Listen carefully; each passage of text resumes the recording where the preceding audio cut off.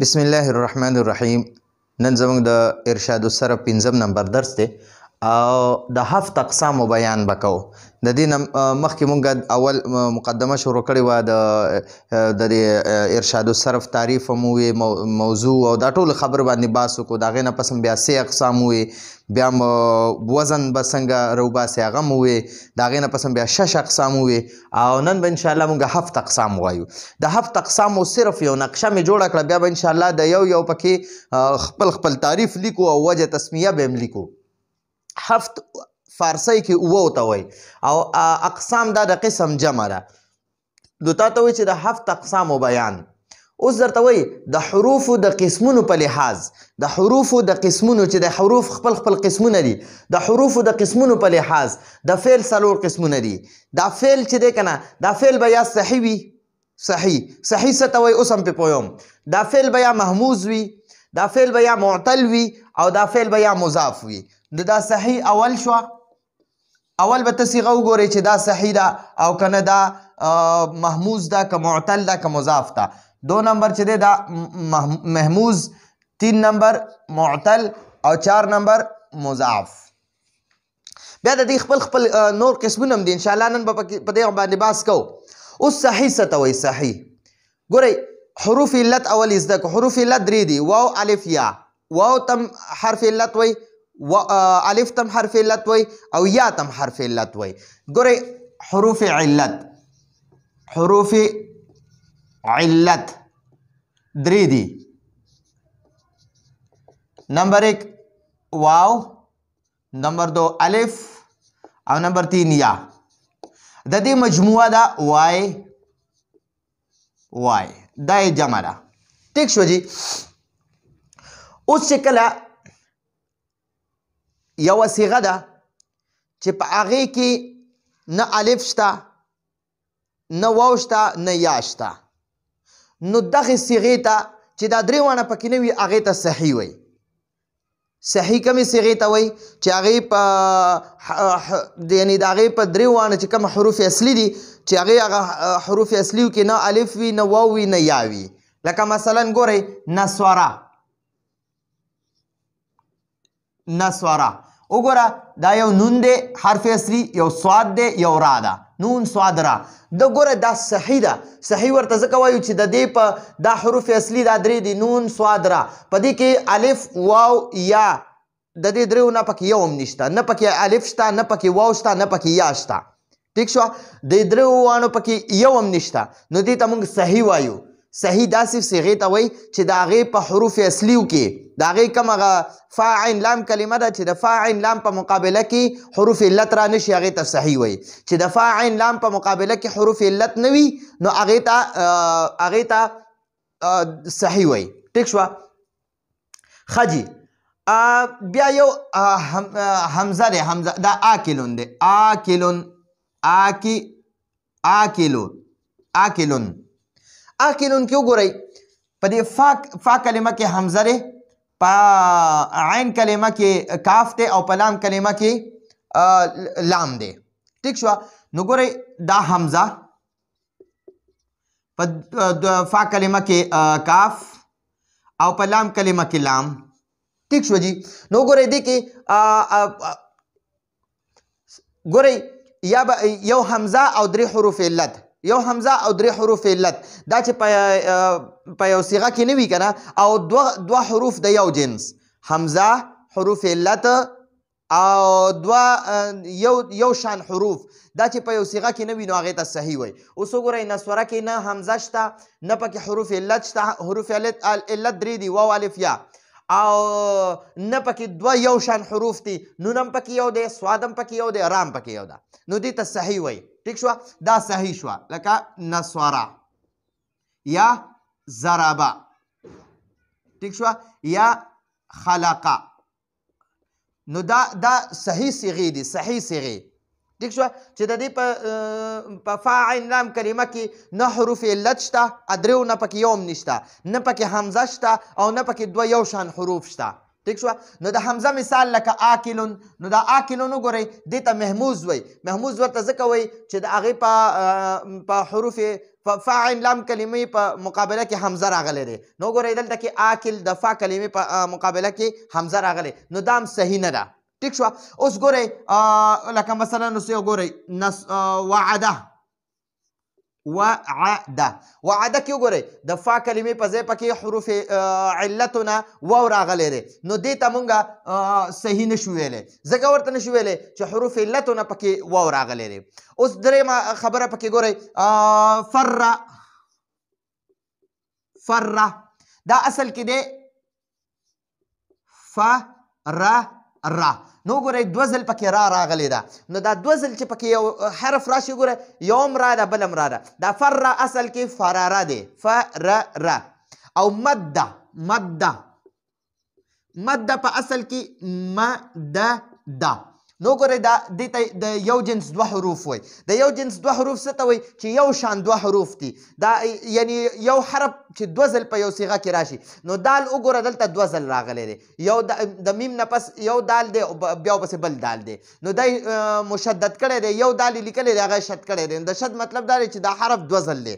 نو د مده کې وګوره نو دا هم صحیح صیغه نه ده، نه دا فره صحیح ده او نه دا مده صحیح ده. ٹھیک شو. صحیح هغه صیغې ته وایي چې د فا عین لام کلمې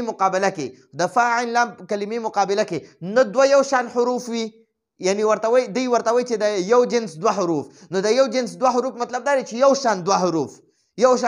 دا دال وګورئ دا یو شان دوه حروف دي.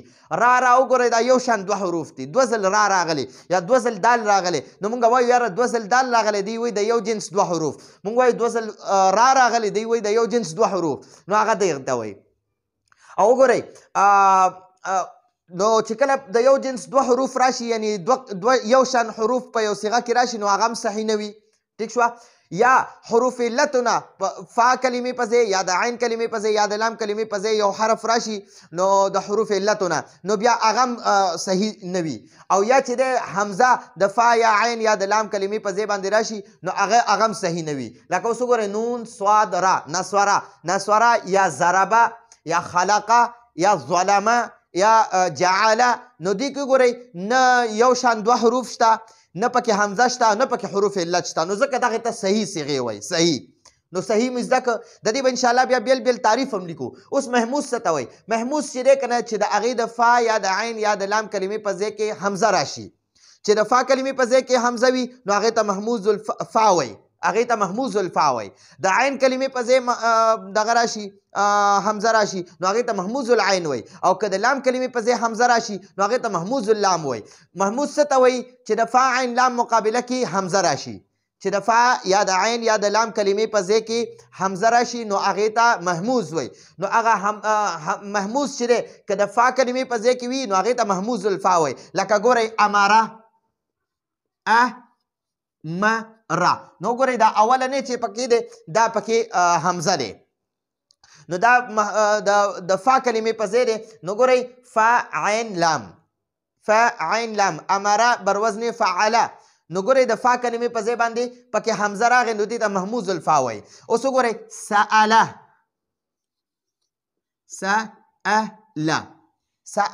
نو سأله ته وګورئ د عین کلمې د حمزه پکې په منځ کې راغی، د عین کلمې په ځای پکې حمزه راغی، نو دې ته محموز العین وایي.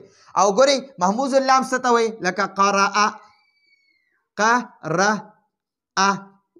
نو ګورئ د ده په لام کلمې کې حمزه راغی، نو دې ته محموز اللام وایي. نو کومه په یو صیغه کې چې کله حمزه راشي، نو هغې ته محموز وایي. چې کومې صیغې په حروف اصلیو کې د فا عین لام په ځای باندې حمزه راشي، نو هغې ته بیا محموز وایي. نو بیا به ته وګورې که دا محموز کې دا حمزه چې دی دا د فا کلمې په ځای دی، نو محموز الفا، که د عین کلمې په ځای دی محموز العین، او که د لام کلمې په ځای دی نو محموز اللام وایي.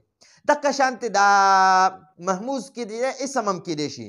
لکه مثلا ګورئ دا څنګه فعل کې امره دی، نو د دې مصدر چې دی امرون هغې کې هم دغه راځي.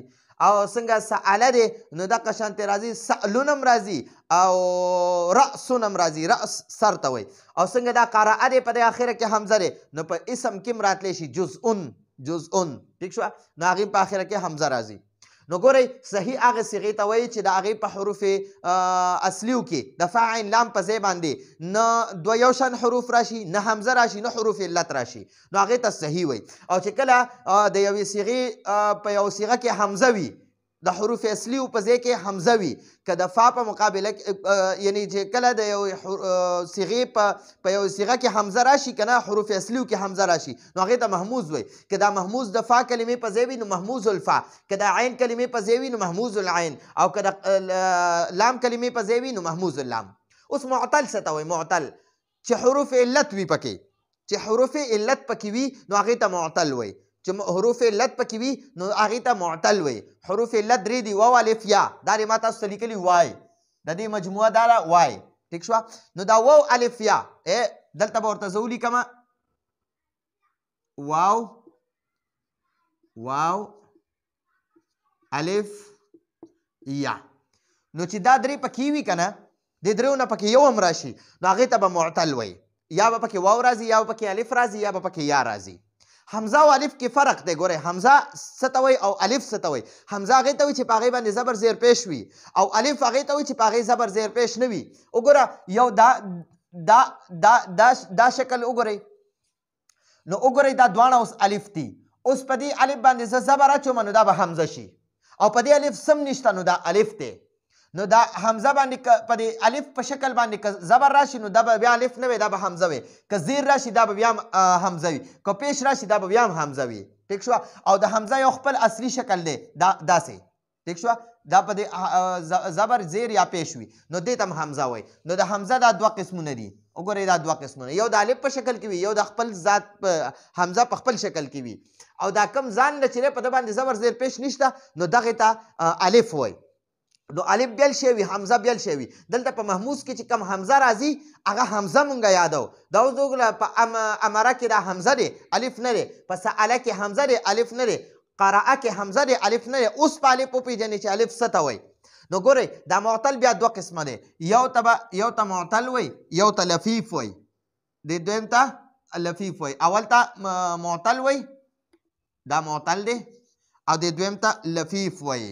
نو دا معتل بیا درې قسمه دی. حروف علت چې پکې کومه صیغې په فا عین لام مقابله کې چې حروف علت وي نو هغه ته لفیف وایي. د فا عین لام مقابله کې چې حروف علت وي هغه ته لفیف معتل وایي. معتل د فا عین لام مقابله کې چې حروف علت وي نو هغې ته معتل وایي. معتل دا معتل به ته بیا وګورې چې یو حرف علت وي نو هغه ته معتل وایي، چې دوه حرف علت وي هغه ته لفیف وایي. چې په یو صیغه کې یو حرف علت وي، یا پکې واو وي، یا پکې الف وي، یا پکې یا وي، د دریو نه چې پکې یو راشي نو هغه ته معتل وایي. چې د دریو نه پکې دوه راشي که نه، په یو صیغه کې واو او یا په یو صیغه کې الف او یا، دا دواړه یو ځای راشي نو هغې صیغې ته به مونږ بیا لفیف وایو. نو دا معتل چې په یو صیغه کې یو حرف علت وي هغه بیا درې قسمه ده. یا به دا حرف علت د فا کلمې په ځای کې وي، یا به د عین کلمې په ځای وي، یا به د لام کلمې په ځای وي. لکه د حرف علت منګه اخلو وعده. دلته کې دا وعده چې ده که نه، دا وعده نو دا وګورئ یو واو دی، دا حرف علتو نه راغی، دا د فا کلمې په ځای کې دی نو دته معتل الفام وایي. او د ده مشهور نوم مثال دی. مثال کمی صیغې ته وایي؟ معتل الفا ته وایي. معتل الفا کمی صیغې ته وایي؟ چې د فا کلمې په ځای کې پکې حرف علت راشي.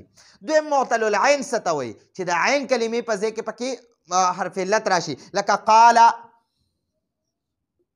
قال نو ته به وایې چې دې کې خو الف راغی، الف نه دی وروره. دا الف چې دی که نه دا اصل کې واو. قواله دا قاله اصل کې څه قواله. نو دا به تاسو انشاءالله بیا مخکې په دې ارشاد الصرف کې قوانین ووایئ نو په قوانینو کې به بیا په دې باندې پوه شئ. قواله دا قاله په اصل کې قواله و.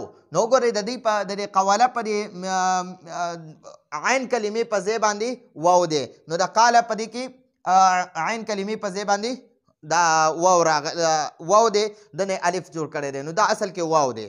ټیک شو جی. معتل العین دا ته وایي که نه جی چې د هغې د عین کلمه کې حروف علتونه یو حرف علت راغلی وي یعنې واو. مونږ اوس دلته اول د واو خبره کوو. واو د فا کلمې کې راله نو دې ته معتل الفا وایي، دې ته مثال هم وایي. واو د عین کلمې په ځای کې راغی دا قاله اصل کې قواله دی، ما تاسو ته وي دا اصل کې قواله دی، نو ده ته اجوف وایي. اجوف. او معتل اللام چې د لام کلمې په ځای کې حرف علت وي لکه مثلا ګورئ دعا چې دا په اصل کې دعوه دی، دعوه.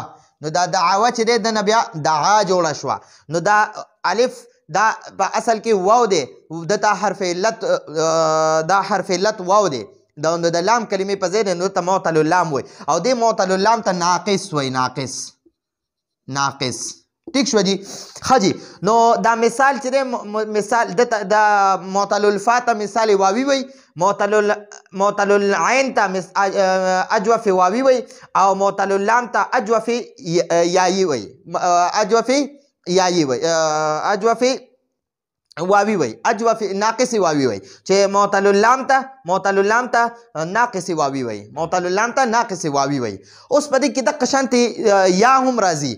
دا یا چې کله یا حرف علت دا به چې کله د فا کلمې په ځای کې وي لکه یسره، نو ګوره دا یا حرف علت دی، دا په فا کلمې په ځای راغی نو دې ته مثال یایي وي. دا مثال به چې دی دا به یا واوي وي، مثال واوي لکه وعده، مثال یایي لکه یسره. دا اجوف په یا مثال واوي وي لکه قاله. ٹھیک شو. یا به دا اجوف چې دی ته به اجوف واوي وي، او یا به دا اجوف چې دی دا به اجوف یایي وي لکه مثلا ګورئ باع. دا باع په اصل کې بیاعه دی، دا اصل کې دی بیاعه. دا بیاعه نه باع جوړ شوی دی، باع. نو دا اجوف یایي دی ځکه چې په عین کلمه کې حرف علت یا ده. او معتل اللام لکه رما. دا رما اصل کې رمیا دی، رمیا. نو دنه رما جوړ کړی دی، رما. ٹھیک شو. دا رما. نو دا اجوفي دې ته ناقصي یایي وایي، ناقص یایي.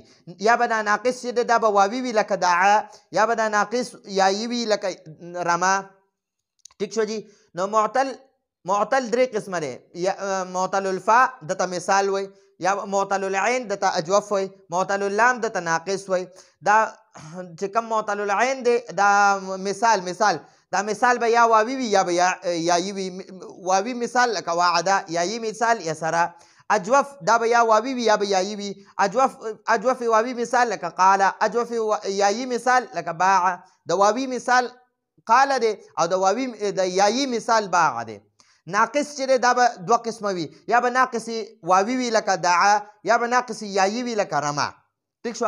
اوس که معتل ګورئ دوه قسمه دی، یو ته معتل وي، یو ته لفیف وي. معتل هغه ته وایي چې د هغې کې حرف علت یو وي، نو د ده بیا درې قسمونه دي، مثال، اجوف او ناقص.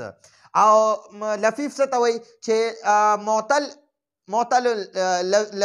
لفیف هغه ته وایي چې هغې کې دوه حروف علت وي، نو یا به مقرون وي یا به مفروق وي. مقرون د قرن نه وتی، قرن قریب ته وایي، قریب نږدې، چې نږدې وي. لکه مثلا ګورئ طوا چې دا اصل کې طوایا دی، طوایا دا اصل کې څه شی دی؟ طوایا. نو ګورئ دا واو او یا دا دوه حرف علت په دې صیغه کې راله او دواړه قریب دي، یو بل پسې دي، په منځ کې پکې فرق نشته دی، یو بل کې جداوالی پکې نشته. نو دا واو هم حرف علت دی، یا هم حرف علت دی. ٹھیک شوه. طوا ګورئ جی، طوایا. نو دا دواړه حرف علت دي، یو بل پسې دي، یو بل سره قریب دي، قریب په منځ کې پکې بل حرف نشته دی، نو دې ته لفیف مقرون وایي، لفیف مقرون. او لفیف مفروق څه ته وایي چې په منځ کې پکې فرق وي. نو لفیف به یا مقرون وي لکه طوا، یا به مفروق وي. مفروق معنی چې منځ کې پکې فرق وي، لکه مثلا ګورئ وشا. دا اصل کې وشیا دی، وشیا. یا دا وشیا چې دی دا بیا وشا ویلی کېږي وشا. نو ګورئ یو په دې منځ کې فرق وي فرق په منځ کې پکې یو بل حرف وي د دې دواړو حروف علتو په منځ کې. نو ګورئ یو واو حرف علت دی او یو یا حرف علت دی خو منځ کې پکې دا شین دی شین. نو ګوره د شین په یو بل دې دواړو منځ کې فرق راوستی جداوالی راوستی دی نو دې ته لفیف مفروق وایي. مفروق د فرق نه دی فرق معنا جداوالی ٹھیک شو. نو د دواړو په منځ کې جداوالی دی یو پکې دا واو حرف علت دی یو یا حرف علت دی په منځ کې پکې دا شین دی.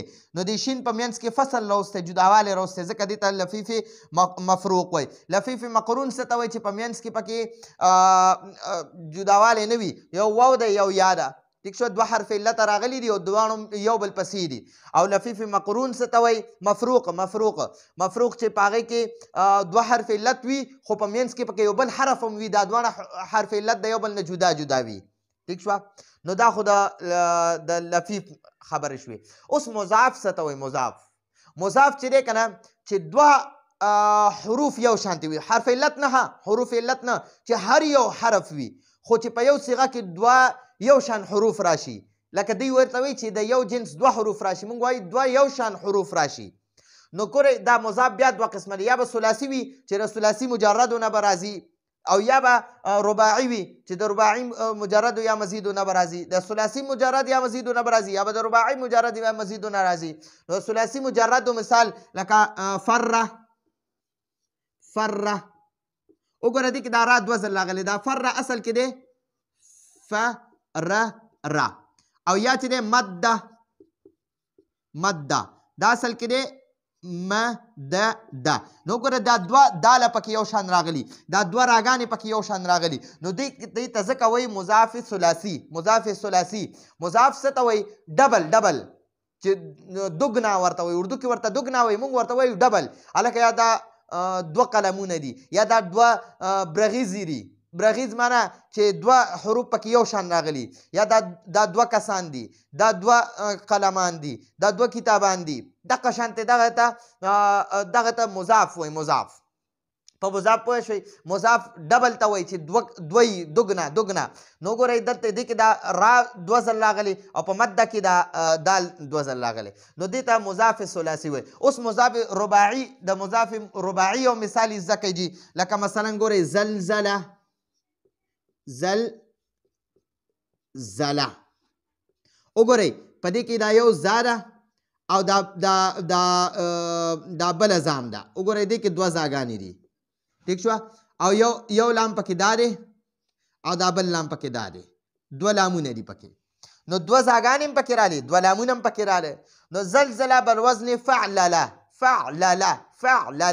نو موږ وایو یاره دا اول یعنی فا او اول لام ٹھیک شو لکه فعلله. نو دا فا چې د دام زاده زلزله او دا اول لام دوه لامونه دي پکې نو دا اول لام هم زاده او دا عین کلمه چې د دام لام دی او دا اخیری لام دا دویم لام چې د دام لام دی. نو ګوره دوه لامونه او دوه زاګانې دا یو شانتې رالل ٹھیک شو. نو دا دې ته ځکه مضاف وایي. نو دا مضاف به یا ثلاثي وي یا به رباعي وي. ښه جي دا حروفو د قسمونو په لحاظ سره د فعل څلور قسمونه دي یا به دا فعل صحیح وي چې په صحیح هغې صیغې ته وایي چې په هغې کې نه حروف علتو نه یو حرف راغلی وي نه پکې دوه حروف یو شان راغلی وي نه پکې حمزه وي دا درې خبرې چې پکې نه وي نو دا به بیا صحیح وي. او که حمزه پکې یو صیغه کې وي نو هغه به هغې ته محموز وایي او چې حروف علت پکې راغلی وي هغې ته معتل وایي او که دوه یو شان حروف راغلی وي هغې ته مضاف وایي. نو دا وګورئ دا ټول چې دی تقریبا دا 11-12 جوړیږي خو زمونږ چې کم د صرف ماهرین دي نو هغې د دې نه اووه مشهور راغستی دي او هغه یو شعر کې بند کړي دي صحیح است و مثال است و مضاعف لفیف و ناقص و محموز و اجوف. صحیح است تو مثال است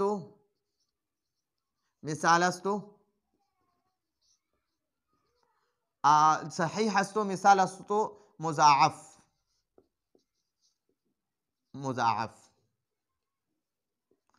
لفیف و ناقص و محموز و اجوف. لفیف و ناقص و محموز و اجوف. ٹھیک شو جی. نو ګورئ صحیح دا یو شو، مثال دوه شو، مضاعف درې شو. ٹھیک شوه. بیا لفیف څلور شو، ناقص پنځه شو، محموز شپږ شو او اجوف اووه شو. نو دی په اوو کې په دې شعر کې دا اووه پکې راغستي، دا غټ غټې پکې راغستي، دا نورې ټول پکې نه دي بیان کړي. د دغه پکې دا محموز دا درې واړه قسمونه پکې نه دي بیان کړي، د لفیف پکې دا درې واړه نه دي بیان کړي. ټیک شوه. دغه شان د مضاعف پکې دا دوه نه دي یاد کړي، ثلاثي او رباعي.